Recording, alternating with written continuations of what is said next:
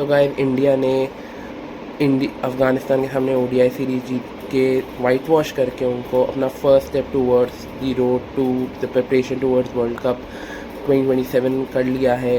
But क्या इस white wash से ये हो गया है कि इंडिया के जो प्रिपरेशन है उसमें कोई फ्लॉज नहीं है?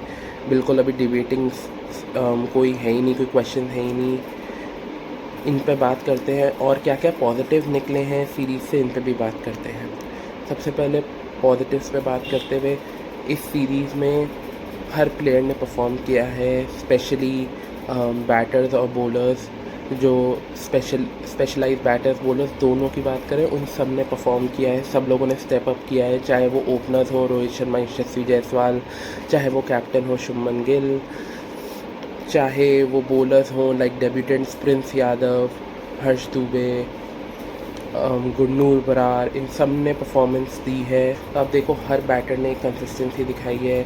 ईशान किशन, न सारे नेम्स बेसिकली आप एक तरीके से रखना चाह रहे हो इस मिक्स में।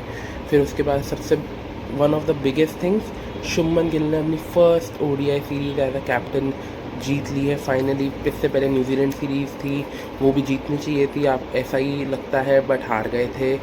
बट अब अफ़गानिस्तान के सामने आके फाइनली अब वो ओडीआई सीरीज जीती है, which is a good positive steps towards the first major ICC tournament in which he will captain the team.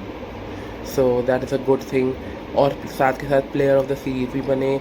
एक बहुत बढ़िया सेंचुरी मारी थी, 150 प्लस मारा था, और एक मैच में फर्स्ट ओडीआई मैच में मैच फिनिश करके आए थे 80 प्लस रन्स मार के। So really great innings, really great series for Shubman Gill as a captain, as a player of his stature. और अच्छी बात और चीज़ें जो अच्छी हुई इंडिया के साथ, फील्डिंग बहुत अच्छी रही, कैचेस, बाउंड्री पे फील्डिंग करना, इतने मिसेस नहीं हुए जितने आप देखते हो इंडियन टीम कभी कभी बहुत ही ईजी ड्रॉप्स कर देती, बट इस बार ऐसा नहीं किया, तो विच वॉज गुड टू सी। जो नए बॉलर्स थे उन्होंने भी क्रूशल मोमेंट्स पे डिलीवर किया। जब कुछ थोड़े क्रूशल मोमेंट्स आए, जैसे आप देखोगे कि फर्स्ट ओडीआई में जैसे देखो रहमानुल्लाह गुरबाज ने काउंटर अटैक किया, बट जैसे ही उनकी विकेट आई उसके बाद उन्होंने अफ़गानिस्तान को इतना जल्दी सुलटाया उस फर्स्ट ओडीआई में कि वो जो 200 से अबव इजीली लग रहा था कि वो लग जाएगा उस रेन अफेक्टेड गेम में, वो भी नहीं बना। So some of those crucial moments and same in the batting inning, जब थोड़ा सा प्रेशर आया, जब थोड़ा ऐसा लगा कि नहीं अब बाउंड्री की ज़रूरत है, केएल राहुल शुभमन गिल ने मिलकर बाउंड्रीज लगाई और मेक श्योर किया कि मैच को कंफर्टेबली जीते। एक आर्टिफिशियल एक्साइटमेंट, ठीक है एक ओवर के आ जाए, बट उसको कोई आर्टिफिशियल एक्साइटमेंट को भी इतना लंबा खींचने ना दे। स्पिन अटैक देख लो, उसने इम्प्रूव किया, स्पेशली हर्ष दुबे देख लो, हर्ष दुबे ने इम्प्रेस किया। वाशिंगटन सुंदर, कुलदीप यादव, ठीक है इतनी विकेट नहीं मिली होगी, बट एटलीस्ट कंट्रीब्यूट किया इकोनॉमी के through, which is also a big thing. और इससे इन सब चीज़ों से ये भी पता चला कि इंडिया के पास एक बेंच स्ट्रेंथ बन रही है हर डिपार्टमेंट की। कि जैसे ईशान किशन की सेंचुरी देखो मिडिल ऑर्डर में आई थी, तो ईशान किशन को ओपनिंग, मिडिल ऑर्डर, सब चीज़ों का एक मतलब एक बेंच स्ट्रेंथ दोनों तरफ बन गई। विकेट कीपिंग के हिसाब से भी, स्पिन में आपके पास हर्ष दुबे जैसा एक बेंच में प्लेयर आ गया, प्रसिद्ध कृष्ण लास्ट ओडीआई में, वहाँ पे आपको पेस में ऑप्शन मिल गया। अर्शदीप सिंह ने एक ओडीआई में 3 विकेट लिए थे।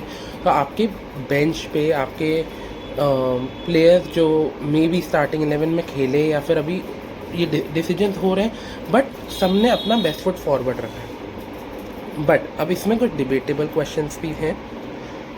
उनमें एक बड़ा क्वेश्चन ये है कि जो लोअर मिडिल ऑर्डर प्रेशर नहीं आया है सीरीज़ में, और जो एक चांस उनको मिला वो उस पर कैपिटलाइज ज़्यादा नहीं कर पाए।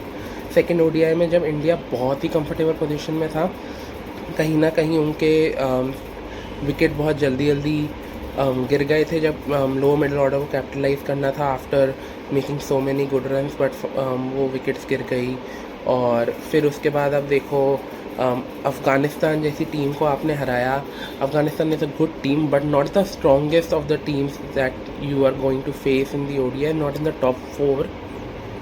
प्लस आपने उन्हें अपनी फेवरेबल कंडीशन में खेला, which are not going to be at all like South Africa के आसपास भी कंडीशन नहीं थी। तो वो कुछ डिबेटिंग पॉइंट्स हैं जिन पे बात करना ज़रूरी है। प्लस विकेट कीपिंग और ओपनिंग, ईशान किशन और यशस्वी जायसवाल ने सेंचुरी मारी। क्या रोहित शर्मा पे प्रेशर बन रहा है?